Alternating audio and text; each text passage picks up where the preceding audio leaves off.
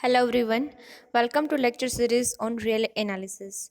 In last lecture we have discussed the definition of set, measurable and some result on it, right? So let's continue with it. Here we have given proposition. So statement is let E1 and E2 is subset of the set of real number R, and if E1 and E2 are measurable, then we have to prove that E1 union E2 is measurable. So here we have given that E1 and E2 are measurable set, and we have to prove that is E1 union E2 is measurable. So use the given condition, that is E1 and E2 are measurable. First we have to prove that is E1 union E2 is measurable. In order to prove E1 union E2 is measurable, we have to prove that is if I have a subset A of set of real number R. So here we have to prove that is Lebesgue measure of A is greater than or equal to Lebesgue measure of A intersection of E1 union E2 plus Lebesgue measure of A intersection E1 union E2 whole complement, right? So if I want to show that E1 union E2 is measurable, I have to prove this equation, right? This is nothing but the definition of measurable set.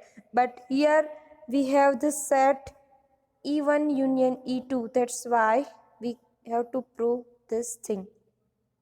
So let's try to prove this. So proof. First we need to show that, right, we need to show that Lebesgue measure of A is greater than or equal to Lebesgue measure of A intersection E1 union E2 plus Lebesgue measure of A intersection E1 union E2 whole complement, and where my A is any subset of R. So for that we use the hypothesis. So our hypothesis is E1 is measurable. So use the definition of measurable set, that is Lebesgue measure of the set A is greater than or equal to, here is M star, here some mistake in equation number 1, that is right equation is M star of A. It means Lebesgue measure of the set A is greater than or equal to Lebesgue measure of A intersection E1 plus Lebesgue measure of A intersection E1 complement.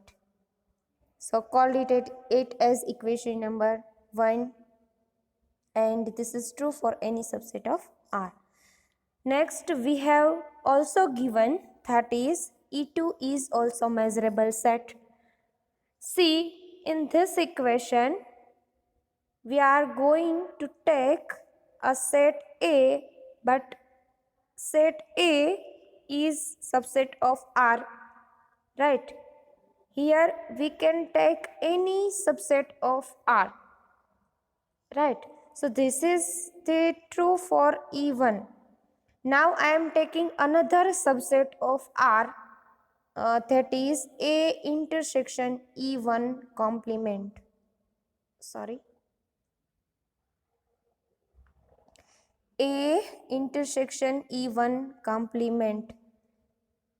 Can I say that this set is subset of R?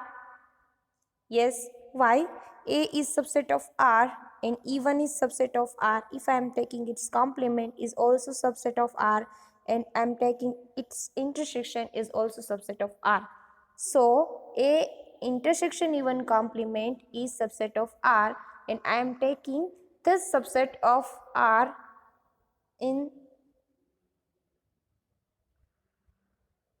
this means E2 is measurable.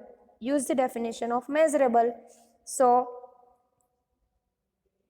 Lebesgue measure of A intersection E1 complement. Again, I am saying that this is nothing but the subset of R. In the definition of measurable set, we can take any subset of R and we use, that is, Lebesgue measure of that subset is greater than or equal to Lebesgue measure of that subset intersection E plus Lebesgue measure of that subset intersection E complement. Right? So Lebesgue measure of A intersection E1 complement is greater than or equal to Lebesgue measure of A intersection E1 complement. If I am taking it as B, so here is M star of B greater than or equal to M star of B intersection E2, because E2 is measurable, and here is M star of A intersection E1 complement intersection E2 complement. Right? Here we use the definition of E2 is measurable and taking subset A intersection E1 complement of R. So here is E1 complement intersection E2 complement. So instead of E1 complement intersection E2 complement, we can write E1 union E2 whole complement. Other things are same as, called it as equation number 2. Now I am using equation number 1 and 2. We get,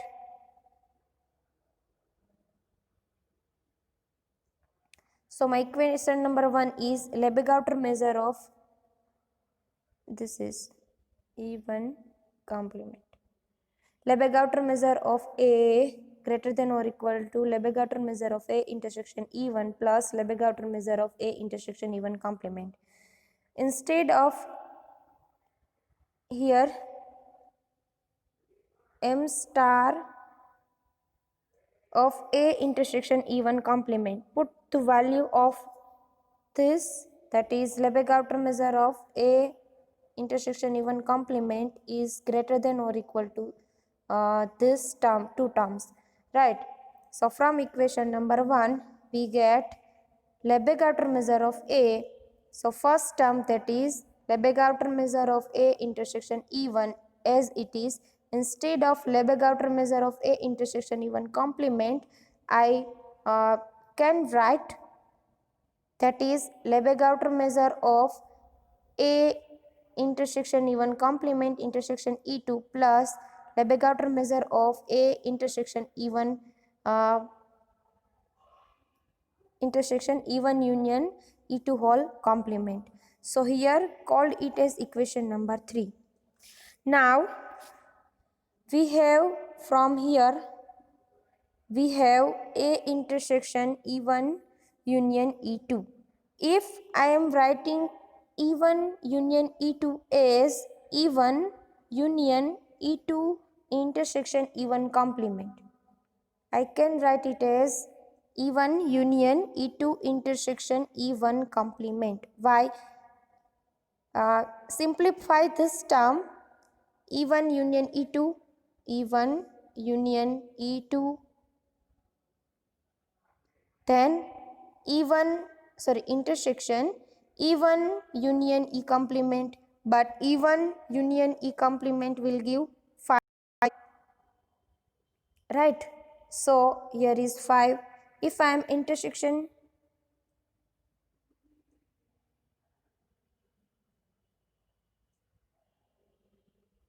E1 complement, E2 will give E2,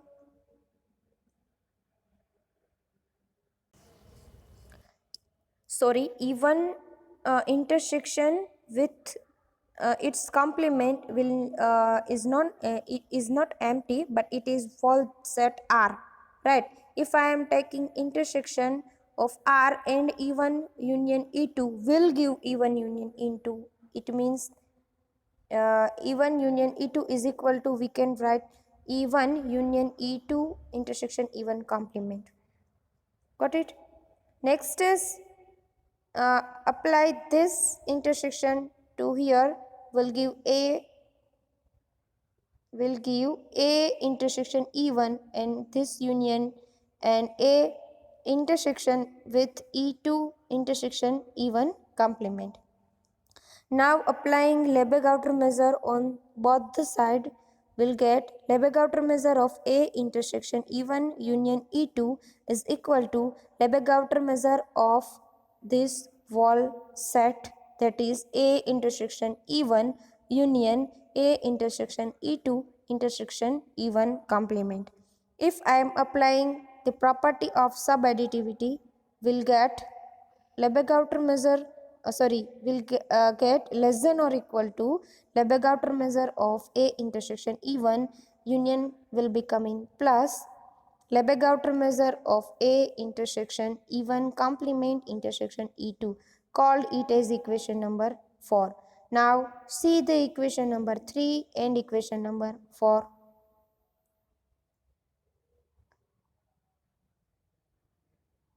Here we have,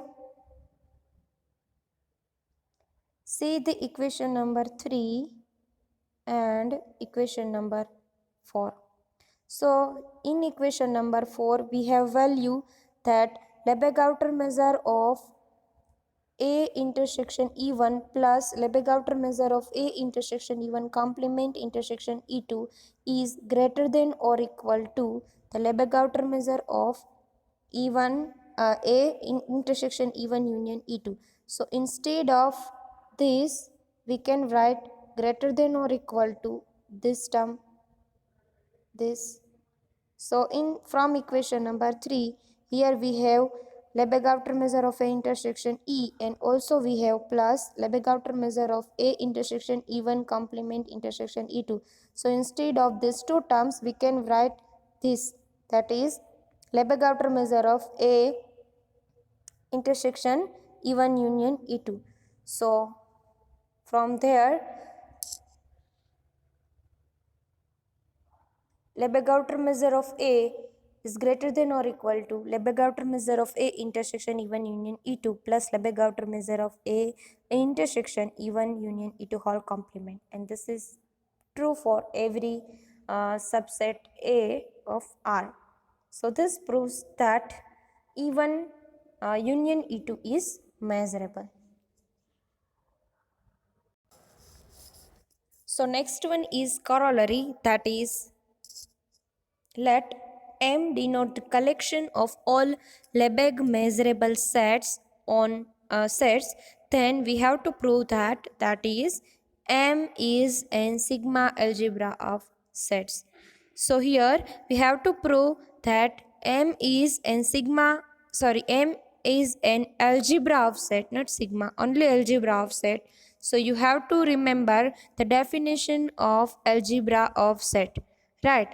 So here I have to prove that M is algebra of set. So for that I have to prove two conditions that M satisfied. So first condition is, if I am taking any set from M, called it as A is subset of M, then I have to show that A complement is also in M. This is the first condition for for the algebra of set. And second condition is, if I am taking two sets from M, that is A and B, and take its union, that is A union B. So we have to prove that is A union B is also in the M, right? So for to prove M is algebra of set, we have to prove this two property. When I am saying that any element is in M, here we have given that M is the collection of all Lebesgue measurable set, right? So when we say that any element is in M, if any element or any set is measurable, then we can say that that set or that element is in the M. Again, M is the collection of Lebesgue measurable set. When we say that any element is in the collection of M, if the set itself measurable set, then we can say that that element is in this collection of M, right? So let's try to proof. We have already verified that if E is subset of R is measurable, right? First condition is what? Take any set from the M. So I am taking E from the set M. If I am taking set from the M, as my M is collection of all measurable set, so E is measurable, right? So E is measurable, and we have seen one proposition that if E is measurable, if and only if E complement is measurable. So here we have E is measurable imply that E complement is measurable, right? So first condition we proved. Second condition is what? That is, if I am taking two element from the set M, called it as E1 and E2, right? If I am taking two elements from this collection M, so M is what? M is collection of all measurable set. So E1 and E2 is measurable set. So earlier we have seen another proposition, that is, if E1 and E2 are measurable, will imply that E1 union E2 is measurable. So we can say that E1 union E2 is measurable. It means E1 union E2 is in the collection M, right? So second property is proved. So we can say that M is an algebra set. So next one is lemma, and the statement is let n greater than or equal to 1 and E1, E2, so on, En be a finite collection. Must remember the word finite and collection of also word disjoint measurable set. Then we have to prove, that is, for any subset A of R, we have to prove, that is, Lebesgue measure of A intersection union of EI, where my I is running from 1 to up to n, is equal to summation over I is equal to 1 to n, Lebesgue measure of A intersection EI. So here you have given a finite collection of measurable set, but this measurable sets are disjoint. So it is finite and disjoint, and we have to prove this equation. So let's start to prove. So first we prove this lemma by using the induction method. Apply induction on number n. So what is the induction method? It is, you have to prove for n is equal to 1, and it's obvious thing, and then you have to assume for n minus 1 and prove for n. So we can say that this is true for every n, right? So here we use the induction on n. The result is clearly true for n is equal to 1. In this, put the n is equal to 1. The equation will become m star of A intersection only E1 is equal to m star of A intersection E1, right, for n is equal to 1. So this is true for n is equal to 1. So now remaining value of n is n greater than or equal to 2, and the next step is assume that the lemma is true for n is equal to 1. If the lemma is true for n is equal to 1, the put the value for n is equal to 1, then equation will become Lebesgue outer measure of A intersection union of I is equal to 1 to up to n minus 1 ei is equal to summation over I is equal to 1 to up to n minus 1 m star of A intersection ei, called it as equation number 2.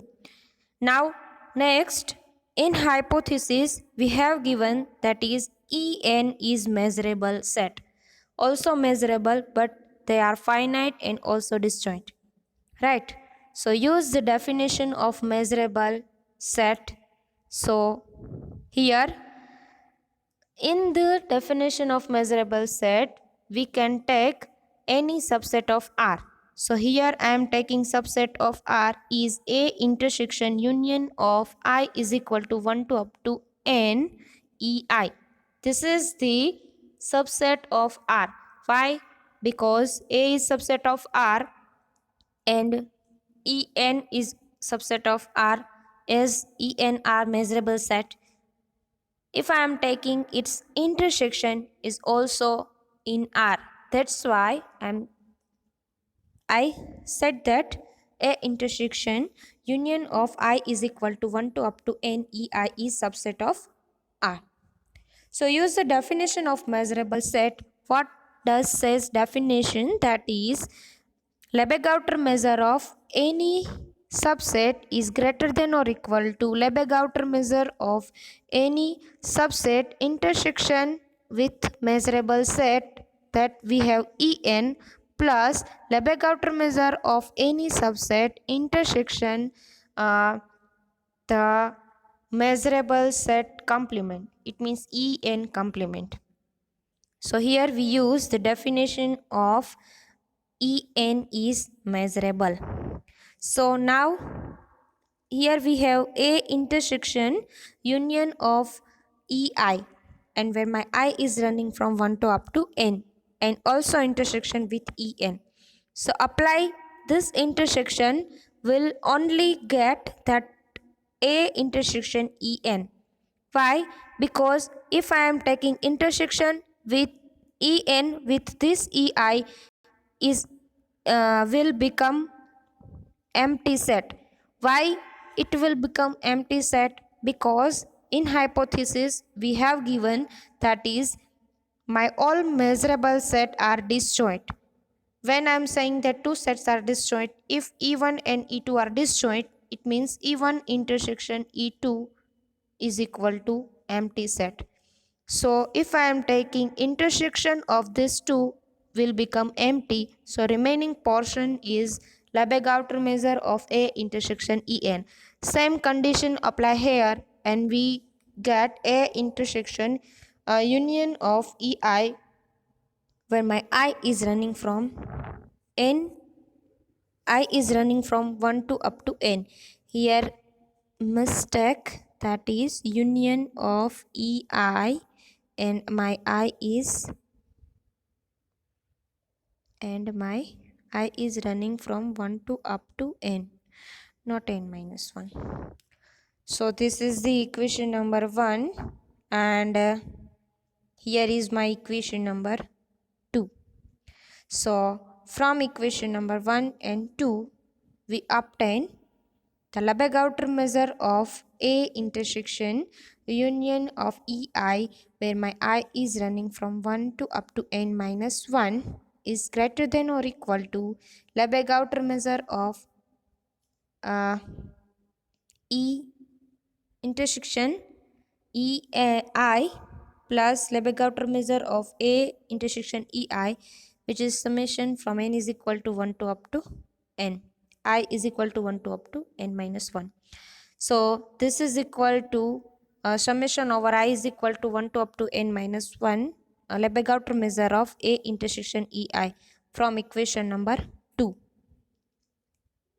Sorry, this is right here n minus 1. Why n minus 1? Because En and complement if I am taking intersection with E and complement, will give this union, right, up to n minus 1. So this is n minus 1, and put the value of this from equation number 2. So from here. So next one we have given, that is Lebesgue measure. It means M star is countable sub-additive. So use that property, that is M star is countable sub-additivity. So property is Lebesgue measure of A intersection union of E I, where my I is running from n less than or equal to Lebesgue measure of I is equal to 1 to up to n Lebesgue measure of A intersection EI. So here we get greater than or equal to, and here we get less than or equal to. So A is subset of B and B is subset of A, will give A is equal to B. So from this and this equation we can say that Lebesgue measure of A intersection union of EI, where my I is running from 1 to up to n, is equal to summation over I is equal to 1 to up to n Lebesgue measure of A intersection EI. So next theorem we will prove in the next lecture.